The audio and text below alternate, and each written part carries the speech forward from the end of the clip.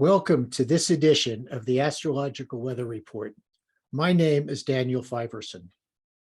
Something is always born of excess. Great art was born of great terror, great loneliness, great inhibitions, instabilities, and it always balances them. Aeneas Nin. The October equinox occurs on September 22nd or 23rd, depending on which hemisphere you reside in. The sun's entry into the Venusian sign of Libra saturates the biosphere with the inclination towards balance. The lush greens of summer begin to brighten with vibrant shades of crimson, ochre, and umber in the north. The bleak Arctic landscape melts as the first emerald wisps of spring growth push forth in the south.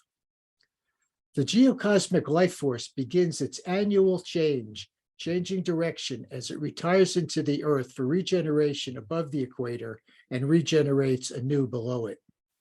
We feel it as well. Children are back in school.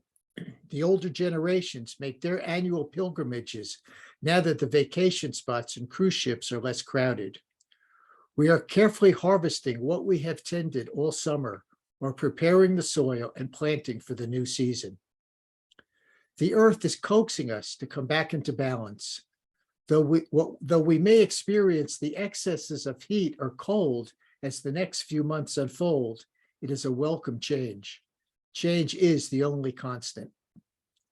A shift occurs in the celestial framework above as well.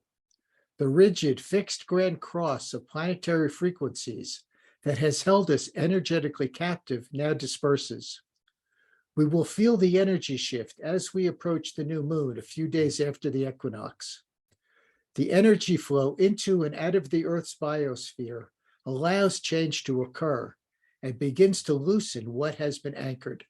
The heavy outer planets, Jupiter, Saturn, Uranus, Neptune, and Pluto, are magnetized to concurrent astrological events.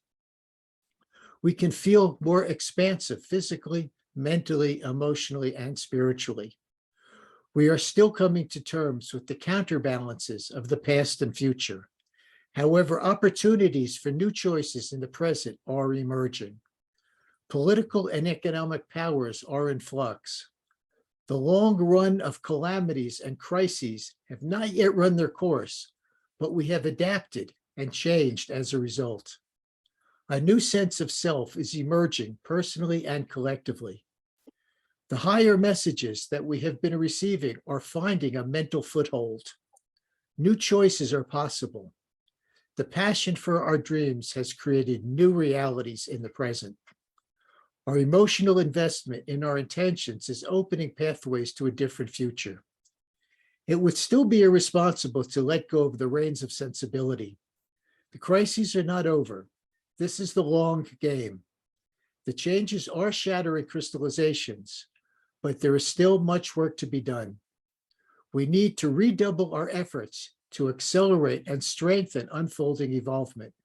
We're not yet out of the woods, but we can see glimpses of an azure sky.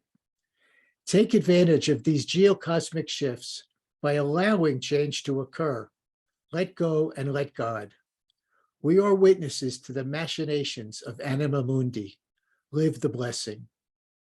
You can read the transcript of this forecast on my website, 4evolutionaryastrology.com. That's the number 4, evolutionaryastrology.com. Thank you so much for tuning in. I'll see you at the next astrological event.